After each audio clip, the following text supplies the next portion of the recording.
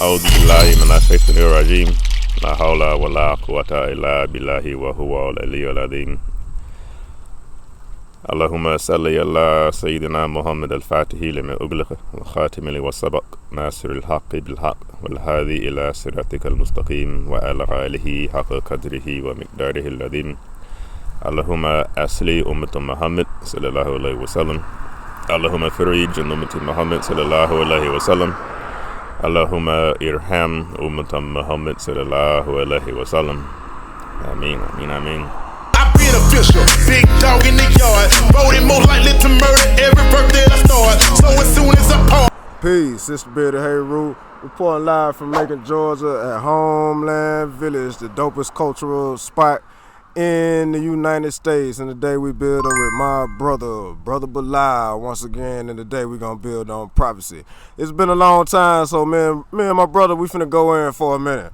How you doing, my brother? Assalamu alaikum. Ashhadu anna Muhammadan abduhu wa rasuluh. I bear witness that there is no God but Allah, and that Muhammad is the messenger of Allah. Peace, God. We're going to go ahead and go all the way in. My brother, it's been probably about 4 or 5 months since we sat down and chopped it up like liver. And, you know, we build how we normally build. My brother, what's been up with you, man, the past 4 months? I almost lost track of time, man. It don't seem like it's been that long, but I don't know, man. It's kind of hard to keep track of time after traveling up there off in the ether, you know. But alhamdulillah, Sheikh says to keep the bees moving. I've been doing the mantras and the zikr practices, continuing to study, reviewing and revising the lessons, and more importantly, making sure tomorrow after I get finished reviewing and revising them lessons, I can go out in the world and try to put them to good use. Ain't nothing changed, God. Ain't nothing changed at all. I think it was about 2 months ago, my brother, you had the Sheikh Abdul Bamba here in Macon, Georgia, and y'all was around and y'all went to the Indian Mounds and y'all took like a nice little journey throughout. Tell me about that, man. Tell me about what y'all had going on and what you got from that. What is light, Alex? Next question. We did, man. We were able to make something happen for the brotherhood scattered across the East Coast. Some brothers and sisters in the Sufi school from as south as Florida, all the way as far to the north as New York, Maine, and whatnot, up that way it get cold. But over the course of the time leading up before our retreat, we were planning on how we can get everybody to come together, like we were just saying, to kind of study, review, do the practices, and bring them to real life. How can we get all these people together? So we put together a Sufi retreat right here in my hometown of Macon, Georgia, to bring everybody in together. Me and the brother opened up our home so that everybody could come in and be housed and not have to pay for a hotel room, put the teaching to good use, walk outside and sit in the park, right, in an area where nobody sees somebody who looks different, right, just with the intention of hopefully somebody coming up and asking a question. And now this person is came in contact with somebody a little different. That person's mind been open. Are they ever gonna see me or them Sufi brothers again? Nope. But I'm pretty sure that some of the work we did when we died here is still making things happen. So we just had some good brothers and sisters come together for a 3-4 day retreat. Some good prayers, some good studies, some good fun and good food, man. All praises due. Camaraderie and brotherhood. Let's build on camaraderie and brotherhood real quick before we get into prophecy. How important, you know, in your journey and everything that you've seen in your life and in your path, how important is camaraderie and brotherhood? And do you think we really, really need camaraderie and brotherhood? Oh yeah, Bismillah. If you're part of any structure, it has to be built on such. Like, I know my brother Abijah here is a carpenter and a craftsman, but I'm pretty sure throughout the course of him building Homeland Village, he had somebody to help him. So if he didn't have another brother that knew how to put another brick on top of another brick in such a way that it won't fall when you bump into it, he wouldn't have been able to get it done. So the Prophet Muhammad says, like, a believer isn't really a true believer until he wants for his brother what he wants for himself. All right. So that brotherhood, that brother that came to help Abijah, wanted Abijah to get this thing finished and knocked out, because there was a point in time in that brother's life where he had something that he needed done, and somebody came and helped him out to get that knocked out too. You can't have a group or a community without a brother or a sisterhood. There has to be a brother and a sister there working with that other brother and sister to bring these mystical or religious teachings to real life, so that you can turn around and think about a place, think about naming it Homeland Village, figure out how you want it to be, and then literally show up to 2910 Napier Avenue and get to walk into a place named Homeland Village. If it wasn't for the brother and sisterhood we had with the Sufi school, we wouldn't have had people from Macon show up to the area where we had the retreat at and walk into an experience that they've never ever experienced before, but they see somebody like me and that they know from a place like this. That's my brother in there. Whatever is going on in here seems a little odd to me, but if he's in here, then I'm safe. I'm safe. I might not be a Muslim or a Sufi or whatever they are, but they're in there praying right now. Ain't nobody drinking, ain't nobody cussing, we're not doing anything like that. And that actually happened. An elder Christian lady showed up and didn't expect what was going to be going on inside of this retreat where we had a whole bunch of Muslim and Sufis at. But she saw one brother in there, and that was all she needed to realize that she was at home. And she was in a place to where she could teach something and get something. That brother and sisterhood is a quintessential part of it, down to the point where even the most simple mundane things, like you can clearly make your prayers at home, right? There's still a certain blessing that you get from making your prayers at home, but there's a bigger blessing that you get by going to the mosque and standing beside a brother and putting your foot beside his to make a connection, and touching your elbow and shoulder to his to make a connection. Well, now there's another brother beside you doing the exact same thing. Y'all got the exact same mental focus, spiritual drive and vibration going on right now, that what y'all are spiritually building, mental and spiritual peace within, now it's stronger because I got a brother here doing it with me. Non-discriminatory. Just because my kufi and his kufi look different don't mean that we still ain't gonna get it in. Right? You know, because when I see him or he see me, it's Assalamu alaikum, peace to the God. It's the greeting is the same. Why? Because, man, that's my brother. We might not speak the exact same language, but the only one that really matters is the one that comes from here. So when he tell me Assalamu alaikum and I reply back peace to the God, we just gave each other the same greeting and reply in two different languages. Ain't no need to explain it any further than that. We don't have to. Hey, brother, we got it. Sure indeed. My brother, right now in this year that we living in, prophecy, and in your walk and in your faith with Islam, is there any prophecy in the Quran, or has this already been written? You know what they say, man, ain't nothing new up under the sun, right? Mm-hmm. Like, nothing new up under that thing at all. So Allah give us a reminder in the Quran, like, travel across the world and see the end of those who came before you. Like, surely they were revealed the truth from their Lord, but what happened to them? Like, what happened to them? What did they go through? Study them and see what happened. Like, for example, when Ptolemy first came into Egypt, the whole society changed. Spiritual things changed, the monetary system changed, the government changed, and all the native people in that area thought that their whole entire society that they had built for dynasties was about to crumble and fall. And it actually was crumbling and falling because someone corrupt, pretending to be righteous in control of power, is now in control with the corruptness, not this righteousness that they say they have. And nothing can be built from a corrupt base. It's going to fall. So now let's fast forward another 17,000 years till today, and we look at certain politicians who won't be named at all, but we have some, for example, serving two masters. You have a reverend or a pastor in a government office. But in the Bible it says, who am I following, like man or God? If I were following man, I couldn't call myself a child of God. When one can't serve two masters, you can't serve God and mammon.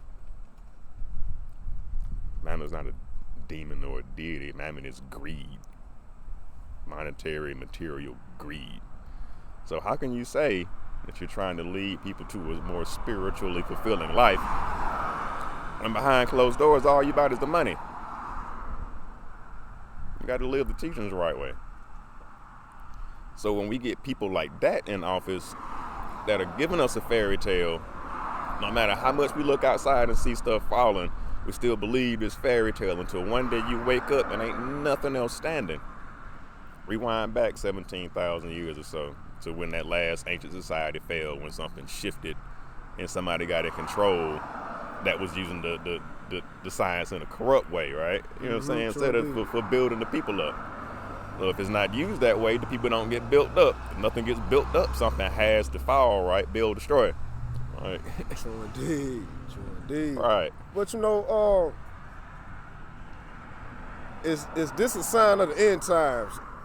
You know what I'm saying? With all the murder and just the outlandish things that we seeing, you know, especially with our eyes through the television. You know what I'm saying? It's always some death. It's always some murder. It's always some type of degenerate activity done by the original people, by us. Right. That's broadcast for everybody. Even I saw a pastor on the internet get robbed on live stream internet, right? So just through your walk of Islam, do you see this as some type of purge, maybe for something new to come, or is this some type of end time prophecy that you know about? I don't know nothing. I don't know nothing. Linguistics will come into play, so don't get scared when you hear end times. Mm-hmm. But we'll take, for example, the Hindu cosmic calendar. We're in the end of what they call the Kali Yuga. Or on the cosmic scale, it's a certain section of the cosmos that has a certain type of energy in it that began at a certain point thousands and thousands of years ago and will end at a certain point coming up very, very soon. But when that point starts to phase out and move into the new, what's phasing out is the end of that particular time. And there's a new time coming in, the new level of energy affiliated and associated with it. The Kali Yuga, they say, is a time frame where, about like what we were building on earlier, where the devil got a certain amount of time to be in control. Right? Nothing is really moving forward the way it's supposed to, because it's broadcast with an illusion first. So you can't really see the structure behind this illusion because you're too distracted by the fairy tale. Mm-hmm. It's a lot of chaos and disorder at the end of the Kali Yuga. But right at the end of that, cosmically on the big calendar, is when all of the previous ages of enlightenment happened. So now we got people that were brought up in these mind controlling systems that weren't able to even have conversations like this 20 years or so ago. Now, without Nam book out here can just attach to the string from God up there and tap in and allow them to give us what we need for this particular moment in the present now to make it through. But though, with in the journey through the Quran, is it always with the end of time that you're building on, with the end times and how we washing away, and maybe going through a purge? In the Quran, is it anywhere where it shows a turn or light at the end of the tunnel? Since we going through so much right now. See, we going through a lot. You know, I think we going through, just like we was talking about earlier offline when we were saying, I was like, yo, man, the crime and everything is different just from 5 years ago. True. You know what I'm saying? But just so people can have some clarity, is it always a light at the end of the tunnel does it always have to be major mass destruction before something beautiful happens? The definition of the type of destruction can probably change, but there's always some sort of fall before something gets built up. All right.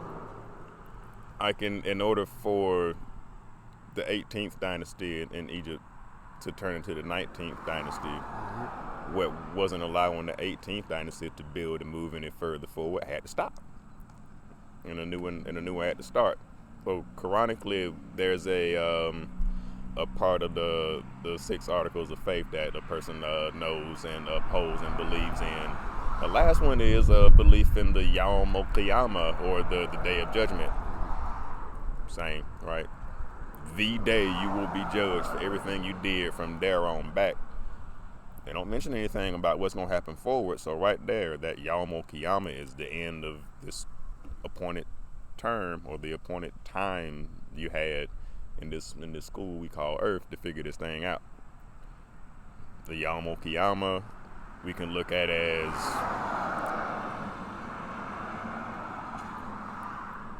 same, the end of the Kali Yuga, the end of the age of strife, disorder, and chaos.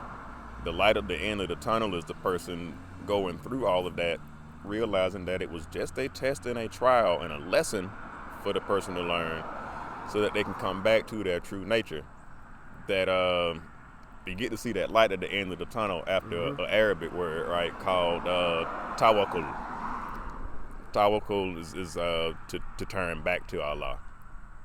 We got a similar word in Homeland, Sankofa, like to go back and get it. But what's the only thing worth going back and getting? The only thing in existence in the first place. Allah. Spirit. That end of time isn't really the end of all. It's the end of all distractions. It's the end of all things that keep this person separate from Allah, if they have a person to God relationship with him. It's a distraction that keeps the person away from realizing that they're not far away from Allah or God at all. It's the end of the time where the person is no longer thinking that themselves and God are separate at all. Because this is going to go away one day. But whatever in the world is on the inside making this pinky wave, it's going to be here. So the end of time, it doesn't end anything for what's making the pinky move. It's the end of this. Don't be afraid. I hate to sound macabre about it, because most don't speak on it. Sure indeed. There was a point in time where you did not exist in this manner. Nature shows us that happens everywhere. There will be a Yawm al-Qiyamah for them trees right there. One day, I'm going to pull up over here, and them trees ain't going to be green no more. But does that mean that it's the end of the energy, the specific energy that made that one pine tree? It isn't. Because in the lifespan of that one pine tree, it blew countless number of the seeds all across this city. Well, that same force that was in that pine tree is now on the other side of town doing it again, but in a completely different form. Like Einstein said, energy never dies, it just transforms, it changes form. But God, is this body energy? Nope, it's not. So when you think of Day of Judgment, don't get distracted and get scared because you look at it from this perspective. Look at it as something that is going to knock down that last wall that separates you and God. You and Jesus, you and Allah, you and Buddha. Because we don't make any distinction between the prophets, right? Indeed. But you know, my brother, do you see any correlation with all the destruction that's going on? And also at the same time, we at the information age. You know, it's almost like, to me, where we tearing down everything. Everything is just so overt and over the top. But at the same time, right, we're in the age of information, right? we also been in the age of inflation, right? You know what I'm saying? So, hey man, even right now, hey man, I ain't as broke as I used to be because, you know, some type of inflation that happened, man. You know what I'm talking about? But what I'm saying is it any correlation, like, with it being the age of information and the age of enlightenment? You know, a lot of people are waking up right now, right? And a lot of people are into all different types of spirituality and religions and even dogmas, right? But it's also an age of destruction. Yeah. You know what I'm saying? Is it any kind of correlation or does that have to go together? We have to have destruction before we get to, you know what I'm saying, that beautiful mountain at the end. I believe it gotta. I don't know, Quranically, Islamically, I'm thinking back on all the prophets that Allah sent to these people and whether these people listen to the prophet that Allah sent them. Like in Ad and Thamud, when you got two prophets sent to them to tell them about what they need to be doing or should be doing in a better way, not a correct way. So these prophets were bringing them enlightenment. These prophets were bringing them a lot of information. That might have been a particular age of information or an age of enlightenment for them people. But what they might have gotten hit with might have been sensory overload for them. They couldn't understand it at all. Or they didn't plan on it, so they rebelled. You got those two energies clashing. So now what happens? You hear Ad and Thamud, one gets ravaged by an earthquake and the other one gets ravaged by high winds and waters from the sea. So you get everything brought to you in a divine manner in almost overload fashion to where, like, no matter where you look, there's nothing but applicable information coming from this prophet that Allah sent, but then you ignore it. But then when your society starts to crumble because your structure ain't right, you got cracks in your foundation, now you want to turn around and go, "Ah, ya Allah, Jalal Jalaluhu, do not forsake me. Don't forsake me." Do you want me to count back and count all the prophets that God sent to people that the people didn't listen to, and then subsequently them people are now an ancient civilization wiped off the face of the earth? Pay attention to the prophets. I don't believe any of them would have came with anything that was false or anything that wouldn't be something strong to build culture and civilization up on. So like right now, for example, like we got us, like bro, you a Sufi, but I mean honestly, like up here, man, I'm non-named. Indeed. Ain't no earthly definition for you. Nah, you the vocal cords don't vibrate high enough to make the sound. Oh man. You know what I'm saying? But with me being unnamed up here, right? Don't that mean that everybody else with one of these things up here is supposed to be about the same? We all got the same capacity to vibrate and operate on a similar level. Nowhere if we all could, and even if we couldn't, still see that that's just me over there calling myself Heru. Indeed. I'm over here working with people in the way that me as Heru works with people. I can't tell him that he doing anything wrong because he telling me that I'm doing shit wrong. If I tell him that he doing something wrong, he may stop doing what he doing, and all the people that look at the videos and listen to the teachings and even the ones we replay over and over because you gotta get them, they may stop. And now whatever they had built up now starts to fall and destroy. Because there was a messenger that was sent from God to somebody here in Macon, Georgia, or in Warner Robins that didn't listen to him, like Ad and Thamud. That structure failed. You know, they had something to make them stand up straight and tall and upright, but they stopped listening to the videos. They stopped studying. They stopped expanding their mind. They stopped trying to see things from the bigger picture. And what that does, bro, is it makes a person mentally and spiritually revert, whether they know it or not, the way they can't even see any of the stuff no more. So we can't allow them to do that. Because like you said, like all this stuff that happened before. We can go back all these thousands of years and verify that it's happened before, and then look at all them occurrences and see what caused it to happen. If we can stop that cause, all right, then we can nip that in the bud, and we can make sure that even if the people don't listen consciously, subconsciously they'll hear or they'll see what we're out here doing. One day that subconscious thought is gonna wake up and they ain't gonna be able to make it shut up. True indeed. But just along those lines, so we true indeed saying that I'm not one of us, but I'm the sum of us. Yeah. You know what I'm saying? Yeah. I can see that. Anything else before we need to wrap up? Anything we need to look forward to, man, as far as the prophecy for the future, or just even in your own mind, you know, what you think we need to, you know, progress to the next level in the next couple months? Man, next time somebody walks up and they saying something and they seemingly sound crazy to you, just keep that back, way back here. There's no need to even let it come out of the mouth anymore nowadays. Observe.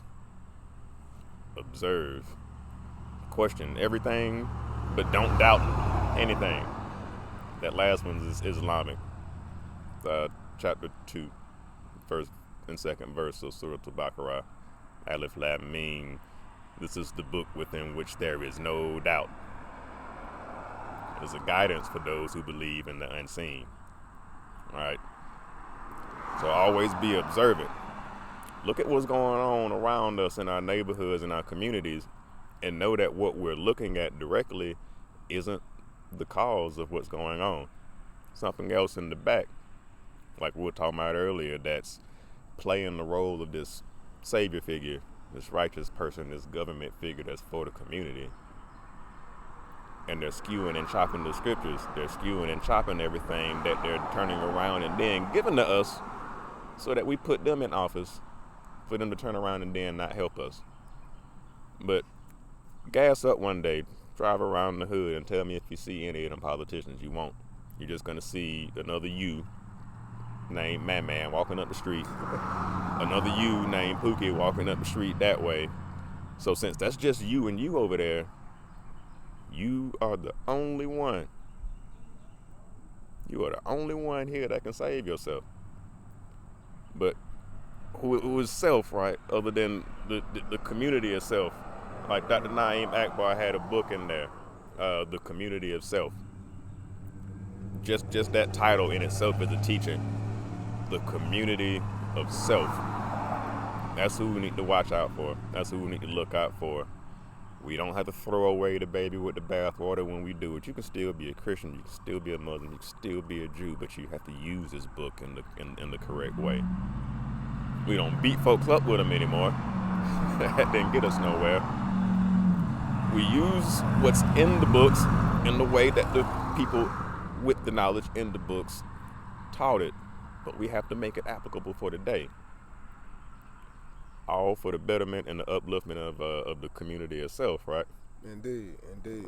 But still, hey man, even though right now they can see in their face, they want to see a law manifested. You know what I'm saying? That's what's going on right now. Hey, my brother, anything else before we wrap this one up? Yeah, we'll close with a short prayer, and it's on the community. Indeed. The community itself, right? أعوذ بالله من الشيطان الرجيم لا حول ولا قوة إلا بالله وهو العلي العظيم اللهم صل على سيدنا محمد الفاتح لما أغلق والخاتم لما سبق ناصر الحق بالحق والهادي إلى صراطك المستقيم وعلى آله حق قدره ومقداره العظيم اللهم أصلح أمة محمد صلى الله عليه وسلم اللهم فرج أمة محمد صلى الله عليه وسلم Allahumma irham ummatam Muhammad sallallahu alaihi wasallam. Ameen. Oh Allah, make a way for the community of self. Oh Allah, make it easy for the community of self. Oh Allah, have mercy upon the community of self. Peace be upon self. Assalamu alaikum, my brother. It's the beard of Heru. Like I told you, we report live from Macon, Georgia at Homeland Village, the dopest cultural center in Macon, Georgia. But check the mural out. 2910 Napier Avenue. True indeed, true indeed. This is the beard of Heru and everything is real. Peace. Real, much love. Peace. Assalamu alaikum, my brother. Wa alaikum salam. Peace. I been official, big dog in the yard.